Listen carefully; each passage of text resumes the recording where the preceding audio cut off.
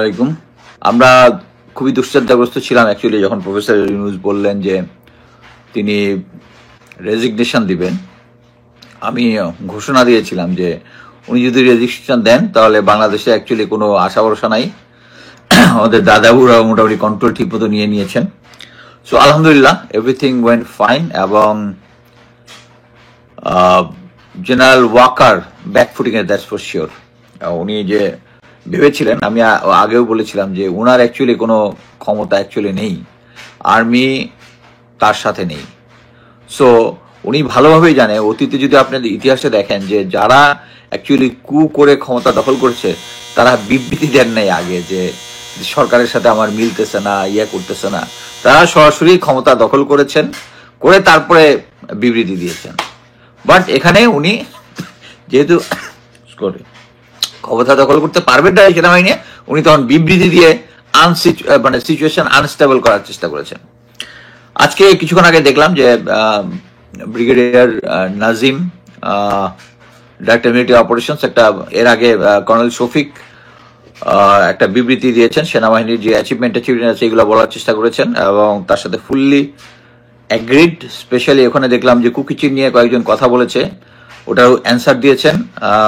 শফিক জিনিসটা ক্লিয়ার না করলেও, কর্নেল শফিক না করলেও নাজিমুদ্দৌলা ক্লিয়ারলি বলেছেন যে তাদের বোমের সংখ্যা 12,000 হলেও অ্যাকচুয়ালি উনি ক্লিয়ারলি বলতে চান না অ্যাকচুয়ালি একটা মিলিটারি অপারেশনস বা একটা অর্গানাইজেশনের পক্ষে এই ধরনের কথা বলা যায় না, আমরা যেটা ইউটিউবরা বলতে পারি। অ্যাকচুয়ালি কুকিচিনের পিছনে ভারতীয় দাদাদের হাত আছে, তারা সিচুয়েশন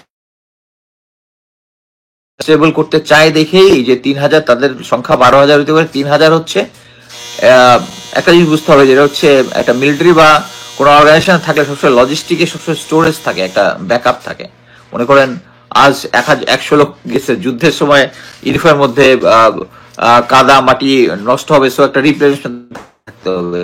সো এটা হচ্ছে তাদের একটা ফিউচার প্ল্যানের অংশ হিসেবে হয়তো 3,000 তারা অর্ডার করেছে। এটা নিয়ে করার কিছু নেই সবচেয়ে। বাট আমার কাছে সবচেয়ে ইম্পর্টেন্ট যেটা লেগেছে সেটা হচ্ছে তার কথাটা আমি অ্যাকচুয়ালি দেখে পড়ি, যেভাবে কথা আসছে যে সরকারের সঙ্গে সেনাবাহিনীর বিশাল মতো পার্থক্য রয়েছে, বিভেদ রয়েছে। মিডিয়ায় বিষয়টি যেভাবে এসেছে এরকম আসলে কিছুই হয়নি। আমরা একে অপরের সঙ্গে সমঝোতার মাধ্যমে সুন্দরভাবে কাজ করছি। এটা ভুলভাবে ব্যাখ্যা করার কোনো সুযোগ নেই। আমরা যে বিষয়টি এমনভাবে না দেখি যে সরকার সেনাবাহিনী ভিন্ন ভিন্ন চিন্তা করছে এবং একে অপরের বিপরীতে দাঁড়িয়ে আছে, এটা কখনোই নয়।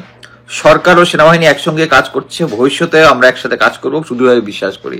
কে বলেছেন? ব্রিগেডিয়ার জেনারেল নাজিমুদ্দৌলা, পরিচালক মিলিটারি অপারেশনস। সো এখানে আমাদের অ্যাকচুয়ালি আমরা যা বুঝার জনগণ তারা এটা বুঝে যাবে যে সেনাবাহিনী অ্যাকচুয়ালি এখন বুঝতে পেরেছে যে অ্যাকচুয়ালি তাদের যে সিচুয়েশন এটা ফেভারেবল না। দেশের মানুষ এখন সেনাবাহিনীর ক্ষমতায়ন চায় না, এটা ভালোভাবে বুঝতে পেরেই এখন এই ধরনের ব্যাকফুটিং দিয়েছেন। এখানে কিন্তু অনেকেই বলেছেন যে কিভাবে দরবারটা হয়েছে নিজস্ব ইয়ার মধ্যে, এটা কিভাবে সোশ্যাল মিডিয়াতে আসলো। আরে ভাই, সাংবাদিকদের জোগাড় করে দেখেন, ওরা আর্মি হেডকোয়ার্টার থেকেই এই ডিটেলসটা, এত ডিটেলস পেয়েছে, যেখানে তারা এই ধরনের যদি ভবিষ্যতে কু করে তাহলে সিক্রেট রাখবে জিনিসটা। আরে খুল্লা বলে দিচ্ছে যে সরকার এইটা করতেছে, ওইটা করতেছে। এবং আমি দেখলাম কর্নেল শফিক খুব সুন্দরভাবে জবাব দিয়েছে যখন করিডোর নিয়ে বলেছে, সরাসরি ওইটাকে না করে নাই, বলেছে দেশের বিরুদ্ধে কোনো কিছু হইলে এটার মধ্যে আর্মি থাকবে না। সরাসরি কিন্তু করিডোর ব্যাপারে কথা বলে নাই। অ্যাকচুয়ালি শফিকের সাথে আমি চাকরি করেছি, হি is a very good officer. But তাকে আমি জাস্ট শুধু বলবো তাদের একটা জিনিস শেখার জন্য, when I was his company commander, এবং আমাদের অধিনায়ক ছিল, যিনি অধিনায়কের সাথে আমার বনিবানা হয় নাই। আমি কিন্তু অফিসিয়ালি আসলে আমি যে বিদ্রোহের কোনো সুযোগ নাই। আমাকে যখন অফিসে ডেকেছে সে অধিনায়ক, কথাবার্তা বলেছে, আমি বের হয়ে গেছি, বের হয়ে টুয়াইসিকে বলেছি যে আমি এখন অফিসিয়াল ইন্টারভিউ চাই অধিনায়কের। আমি অফিসিয়াল ইন্টারভিউতে গিয়েছি, আমার বক্তব্যটা বলেছি, এবং সেনাবাহিনীর ওই অথরিটি আছে, আমি ইচ্ছা করলে সিওর সাথে ডিসএগ্রি করতে পারি। তো শফিকের চিন্তা করা উচিত যে তোমার অধিনায়ক ছিলাম আমি কিন্তু তুমি থাকতে তুমি জানো যে অধিনায়কের সাথে আমি ডিসএগ্রি করেছি। সো তোমার বস যদি দেশের বিরুদ্ধে কোনো কিছু করে, ইট ইজ ইউর ডিউটি। সেনাবাহিনী যখন জেনারেল ওয়াকার যখন বিবৃতিগুলো দিচ্ছিলেন, যখন বলতেছে নো করিডোর, তখন সেনাবাহিনীর জিজ্ঞেস করা উচিত ছিল যারা কোশ্চেন করে যে স্যার গত 16 বছরে যে ভারতকে যে করিডোর দেওয়া হয়েছিল তখন আপনারা কোথায় ছিলেন? তখন কেন বলেন নাই? এখন কেন বলতেছেন? শুধু তাই তো না, ভারতকে যে সমস্ত ফ্যাসিলিটি দিয়েছে, ভারতের রাডার বসানোর চেষ্টা করছে নেভির কোস্ট লাইনে, ইয়া থাকবে তাদেরকে, তারা ইয়া থাকবে। মেজর মেহেদির একটা আমার দেশের সাথে ইন্টারভিউতে যদি দেখেন যে আমাদের যে ডাটাবেস আছে সব কন্ট্রোল করছে তারেক জিয়ার কোম্পানি টাইগার আইটি এবং এর মাধ্যমে ইন্ডিয়া। এখনো এখনো একটা সফটওয়্যারের মাধ্যমে সম্ভবত ইভাইস ওর সামথিং একটা সফটওয়্যারের মধ্যে বেতন দেওয়া হয় সরকারি কর্মচারী কমিশন দেয়, ওটা হচ্ছে ভারতীয় মিডিয়া ইয়া, এবং ওখানের মধ্যে সেনাবাহিনী মানে সরকারি চাকরিজীবীদের সবার চাকরির ডিটেলস দিতে হবে, মানে আমাদের ডাটা হচ্ছে ওদের কন্ট্রোলে। সো এখানে একটা জিনিস আমাদেরকে বুঝতে হবে যে আমরা এই যে বর্তমানে আপনারা দেখতেছেন যে সচিবালয়ের মধ্যে একটা আনরেস্ট করার চেষ্টা করতেছে, তার মানে হচ্ছে দেশকে অস্থিতিশীল করার চেষ্টা করতেছে। আমি শুধু একটা জিনিস জিজ্ঞেস করি যে যারা এখন হেভি লেখালেখি করতেছেন যে ইউটিউবাররা দেশের একটা এনার্কি পজিশন সৃষ্টি করতেছেন, এই পার্টি কিন্তু কখনো একটা কলম লিখতেছে না যে যারা সচিবালয়ে যারা করতেছে, দেখেন এই পার্টি যারা খুব সোচ্চার যে ইউটিউবার এরা দেশের মধ্যে এনার্কি সৃষ্টি করতেছে, তারা এক লাইন লিখতেছে না যে সচিবালয়ে যেটা করতেছে এটা anarchy, they must not do it. তারা ওই কথা বলতেছে না। তারা এর আগেও যারা আনসার বিপ্লব, একটার পর একটা বিপ্লব হয়েছে, ওইটাই কিন্তু কোনো সমস্যা নাই, কারণ দোজ আর স্পন্সর্ড বাই আপাকে নিয়ে আসার যে গ্রুপটা আছে তাদের। মানে আমি লাকিলি একটা গ্রুপের সাথে, আমি না মানে আমার এক ক্লোজ অ্যাসোসিয়েট হয়ে ইয়া হয়েছে আর কি, যারা হোয়াটসঅ্যাপ গ্রুপ করে আপা আসবে। এই যে জেনারেল প্রফেসর ইউনুস পদত্যাগ করবে, এটার পরে তাদের যদি খুশি আর মিষ্টি খাওয়ার ইয়া, মানে ওখানে মেসেজের মধ্যে দেখেন মানে পাগল হয়ে যাবেন দেখা যে ইউনুস চলে যাচ্ছে এবং তারা ব্যাগ বুঝাইতে বাংলাদেশে চলে আসবে, মানে পাগলের গোষ্ঠী। এনিওয়ে, আমি যেটা বলতে যাচ্ছিলাম যে অ্যাকচুয়ালি আমি সেনাবাহিনীকে স্পেশালি বলবো যে আমি কখনোই সেনাবাহিনীর বিরুদ্ধে না। সেনাবাহিনীতে 28 বছর চাকরি, যারা আমার সাথে চাকরি করছে তারা খুব ক্লোজলি আমাকে চিনে। আমি যে এখন এখানে যে কথা বলি এটা সেনাবাহিনীকে ভালোবাসি, বাংলাদেশকে ভালোবাসি, ওখান থেকেই বলতেছি যে আমরা কোনো এনার্কি দেশের মধ্যে চাই না। মেইনলি ওই যে তিনজনের কথা বলেছেন, পিনাকি ভট্টাচার্য, ইলিয়াস হোসেন, কনক সারওয়ার, দেখেন এরা যেটা বলে এরা কিন্তু সত্য কথা বলে। আমি কনক সারওয়ার প্রথমে আসি পিনাকি ভট্টাচার্যের কথা। পিনাকি ভট্টাচার্যের কিন্তু সব কথায়, আমি ওনার সাথে আমার খুব ভালো সম্পর্ক, আমি কিন্তু সব কথায় সায় দিই না। উনি যখনই জেনারেল বলে আমি সাথে সাথে এটা অপোজ করি। আমি ওনাকে বলেই দিয়েছি যে দাদা এখানে এটা নিয়ে যত কথা বলবেন এটার বিরুদ্ধে আমি দাঁড়াবো। ফেয়ার এনাফ, উনি যেটা রাইট মনে করতেছেন উনি এটা করতেছেন, আমি যেটা রাইট মনে করছি আমি করতেছি। ইভেন ইলিয়াস হোসেনের সাথে আবার কিছু ইয়ে আছে, সে সেনাবাহিনী সম্বন্ধে মাঝে মাঝে যে সমস্ত কথা বলে আই ডোন্ট লাইক, এবং I express it clearly express it, যে সেনাবাহিনী সম্বন্ধে যে কথাগুলো বলতেছে এর মধ্যে he sometimes cross the line, but he is a patriot, এখানে কোনো ডাউট নাই। দাদা is a patriot, Kanak Sarwar patriot, patriotism নিয়ে তাদের কোনো সমস্যা নাই। তারা কারো কোনো বাহিনীর দ্বারা প্রভাবিত হয় না। এখন এখন পিনাকি দাদা নিয়ে অনেক কিছু আসতেছেন, পিনাকি দাদার বিভিন্ন ব্যক্তিগত জিনিস নিয়ে আসতেছে। কারোর সাথে হয়তো বা উনি ক্লোজ চ্যাট করছিলেন, ওখানে কিছু ছবি টবি পাঠিয়েছেন। বাট একটা জিনিস আপনারা বুঝবেন, সেটা হচ্ছে আমার নামেও অ্যাকচুয়ালি কয়েকদিন আগে নাগরিক টিভি, এর আগে আওয়ামী লীগ সরকার অনেক কিছু বের করেছে, বাট জিনিসটা হালে পানি পায় নাই, যেহেতু তাদের কাছে সাফিসিয়েন্ট প্রমাণ ছিল না। বাট একটা জিনিস মনে রাখেন যে যদি হতো যে আমার এরকম ইলিসিট কিছু একটা আছে, বা কোনো মহিলার সাথে কোনো সম্পর্ক আছে, বা কোনো কিছু আছে, এর মানে কি যে আমি এখন যে কথাগুলো বলতেছি এগুলো ভুল? শোনেন, আমি যদি ব্যক্তিগতভাবে কোনো খারাপ কাজ করি, এটা তো আমি আপনার কাছে দায়বদ্ধ না, আমি আল্লাহর কাছে দায়বদ্ধ। লেট অলমাইটি জাজ মি। আপনার জাজ করার কিন্তু কোনো কিছু নাই। ইভেন ধর্ম আপনাকে জাজ করতে দেয় নাই, আনলেস দ্য অপোজিট, মানে যার সাথে আমার ইলিগাল যদি কিছু হয়ে থাকে, যদি হয়তো সে যদি কমপ্লেন না করে, আপনার এখানে কিন্তু কোনো মাথা ব্যথা নাই।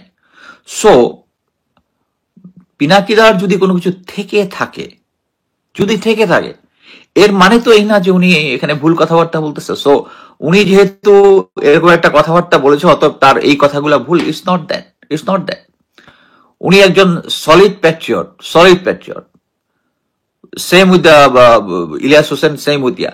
এবং আমরা যে কথাগুলা বলতেছি, এই কথাগুলো বলে দেশের মধ্যে কোনো এনার্কি ইয়া করার জন্য না। আপনারা যতই বলেন 32 নম্বর ভাঙা যদি একটা এনার্কি হয়, এটার দরকার ছিল, এটার দরকার ছিল। আমরা সুশীলভাবে জিনিসপত্র দেখতে গিয়েই বাংলাদেশের বর্তমানে এই পরিস্থিতিতে আমরা নিয়ে আসছি, বর্তমানে আমরা এই পরিস্থিতি নিয়ে আসছি।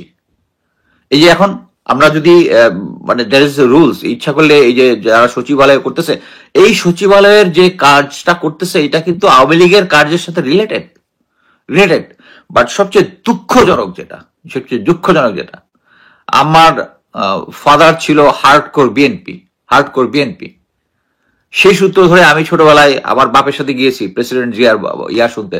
পটুয়াখালীতে আব্বা যখন পোস্টিং ছিল, বৃষ্টির মধ্যে ভিজে রাত জেগে জেগে ছাতা মাথায় দিয়ে বৃষ্টির মধ্যে ওনার বক্তৃতা শুনতে আসছিলাম, একটা ক্রাইসিস টাইমে, আমার এখনো মনে আছে। বাট কথা হচ্ছে, এই বর্তমান বিএনপির সাথে তো আমি কোনো মিল খুঁজে পাচ্ছি না, আমি কোনো মিল খুঁজে পাচ্ছি না। এখন মনে করেন আর বিএনপি নির্বাচন চায়, সবকিছু ঠিক আছে, আচ্ছা নির্বাচন চায়, তাদের যে যারা ছাত্র উপদেষ্টা যারা আছে, সমন্বয়ক যারা উপদেষ্টা হয়েছে, তাদের ইয়া চায়, আমি অ্যাগ্রিড, আমি অ্যাগ্রিড। আমি আগেই ইয়াতে বলেছি যে আমি অ্যাকচুয়ালি ছাত্ররা যত ইয়া হোক, তারা পাওয়ারে আসুক একটা ইয়ার পরে আমি একটা পছন্দ করি নাই, বাট আমি সাপোর্ট দিয়েছি যেহেতু তারা অলরেডি হয়ে গেছে তাই। বাট এটা করতে পারে, কিন্তু বিএনপি কেন ডক্টর খলিলুর রহমানের বিরোধিতা করবে? ডক্টর খলিলুর তো ভারত করতেছে, তাই না? ভারত করতেছে, বিএনপি কেন করবে? এটা হিসাবটা কি? এটা কোনো হিসাব আছে? আমার তো হিসাব কোনো কিছু মিলে না। এখন যে বর্তমানে আমি একটা জিনিস দেখলাম যে বিএনপির নেতা সালাউদ্দিনের ইয়া নিয়া এক পার্টি বলতেছে, ও জুলকারনাইন সাহেব দেখলাম পোস্ট দিছে যে ওইটার দাম এত কম, যে রিসোর্টটাতে ছিল এই সেই ছিল। That's all bullshit. আমি আমার যদিও আমার অরিজিনাল অ্যাকাউন্ট নাই, ওটার মধ্যে আমি জান আজিজের যে একটা যে কোনো একটা পর্বে লিখেছিলাম যে ব্রিগেডিয়ার সেলিম আজাদ ছিল তখন, তৎকালীন সম্ভবত 2015 সাল তো মনে হয়, তখন ছিল হচ্ছে ইন্টেলিজেন্স বিজিবির ইন্টেলিজেন্স হেড। তারা মিলে রংপুর দিনাজপুর ওই এলাকার বর্ডার দিয়ে ইয়াকে বিএসএফ এর হাতে তুলে দিয়ে আসছে। এবং এটা সালাউদ্দিন সাহেবের মতে না, তাকে কিডন্যাপ করে নিয়ে যাওয়া হয়েছে। কিন্তু ওখানে যাওয়ার পরে যেটা হয়, এটা কোল্ড ওয়ার টাইমের অনেক স্পাই মুভি দেখলে এটা বোঝা যাবে। কেউ যদি 70 দেশের মধ্যে কিছুদিন থাকে, তাদেরকে প্রথমেই চেষ্টা করে মোটিভেট করে তার দলে যোগ দেওয়া হবে, এবং এইটাই অ্যাকসেপ্ট হয়েছে, এটাই অ্যাকসেপ্ট হয়েছে। এখন যে যারা ইয়া দিতেছেন যে প্রফেসর কে সালাউদ্দিন সাহেব যে ওখানে ছিল, এটা একটা সাধারণ হোটেলে ছিল, কি সানরাইজ ইয়া নাকি কি একটা নাম দেখলাম ছিল, ওখানে ছিল। তো ওটার দামও বেশি না, মাসে এত টাকা, কম দাম, এটা তো উনি এফোর্ড করতেই পারেন। হ্যাঁ, করতেই পারেন। তাহলে মানে এটা যদি স্বাভাবিক ঘটনা হয়, স্বাভাবিক ঘটনা, তাহলে যারা তার সাথে দেখা করতে গেল তাদের উপর শর্ত দিল কেন? এটা সোশ্যাল মিডিয়াতে দেওয়া যাবে না, ইয়া করা যাবে না। তাদের তো আরো খুল্লা বলা উচিত আমাকে কিডন্যাপ করে নিয়ে আসছে। এবং সে ভারত এখন যেটা বলতেছে, ভারত এখন যে দেশ, সাউথদিন দেশ আইসা কোনো মামলা টামলা করেছে? কেন করে নাই? এটা তো ক্লিয়ার। এবং বিএনপির লোকজন যেটা এখন অ্যাকচুয়ালি করতেছে, আমি স্ট্রংলি এখনো বিশ্বাস করি যে এখন বা 1-2 বছরের মধ্যে যেহেতু আওয়ামী লীগের ভ্যাকুয়ামটা আছে, অতএব নির্বাচন হলে তারাই আসবে। বাট নির্বাচন হলে তারা আসা মানেই তারা আইদার তাদেরকে ক্ষমতা টিকিয়ে রাখতে হলে আবার একটা ফ্যাসিস্ট হইতে হবে, আদারওয়াইজ তারা টিকতে পারবে না।